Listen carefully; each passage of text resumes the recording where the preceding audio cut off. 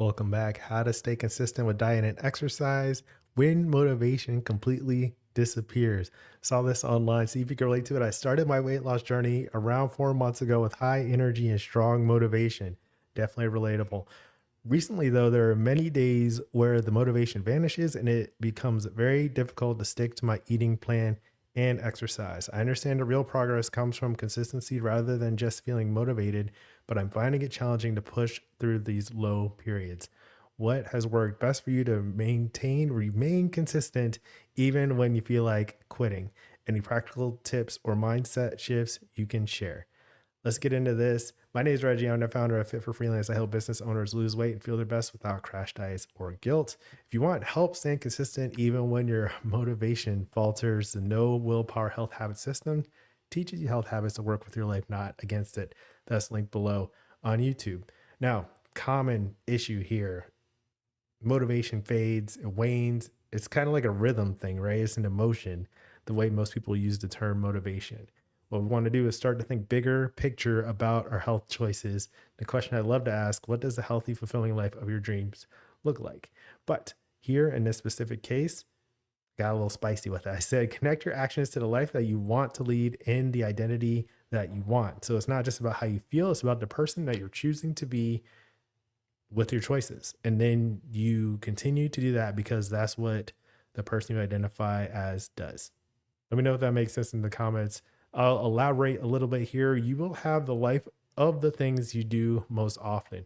Your body will reflect those choices and adapt to make that life easier. What I want to say is there's nothing inherently wrong with looking like we check emails all day and watch Netflix at night. But if you want to look like someone who is fit and capable of physical activity, we should condition our bodies to be able to do those things. Now, I am sensitive to all the things that contribute to health outcomes in terms of genetics, environments, and habits.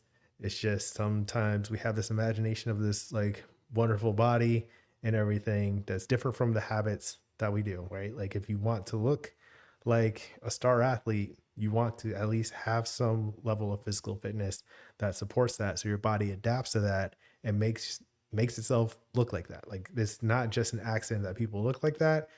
It's their bodies are adapted to it. And you see that with like the Winter Olympics, right? These people are physical specimens and it's because they're world-class athletes. So just something to consider here. If you want to look like someone who is fit, capable of that level of physical activity, we should condition our body to be able to do those things. All right.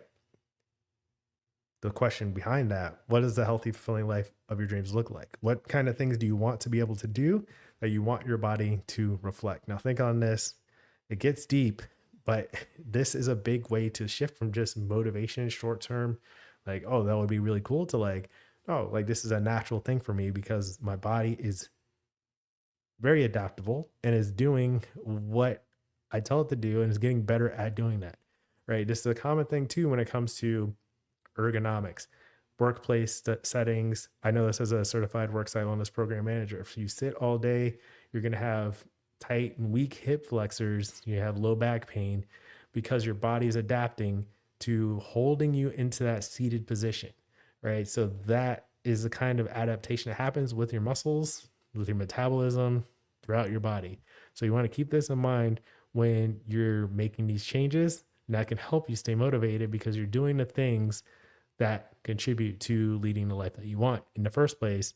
And then weight loss is kind of like a side effect of that. To be sure, now I'm not just saying like be an Olympic athlete, right? Be a star athlete, train super hard. You can take a break, you can quit altogether, you can feel discouraged. And then you could also have a realistic and sustainable workout program, eating plan, all of that. Your body's simply going to adapt to the combination of your genetics, environment, and habit. So this is a really good way, in my opinion, to keep the whole picture in line and in mind so you don't feel guilty about anything that you don't have to feel guilty about, and also take accountability for the things, the changes that you want to make. And it's really like a holistic look at your health behaviors in the context of the life that you want to lead and the identity, mission, vision, and values that you have. So I don't want to get too far into all the different ideas. Subscribe to the channel. You'll get bits and pieces of what I'm talking about with this live online method, there's a lot that goes into it. Instead of just relying on one thing like motivation or willpower or a strict diet or anything that's going to make you feel frustrated, look at the big picture of what you want to do, how you want to live, and that'll help you stay consistent with your diet and exercise when your motivation completely disappears. If you want a step-by-step process, I have a video course, the No Willpower Health Habit System, that's linked below. That makes it really easy to follow through. Set plans based on your vision, focus, and practice so you can lead the healthy, fulfilling life of your dreams. And it doesn't need willpower. It's right there in the title.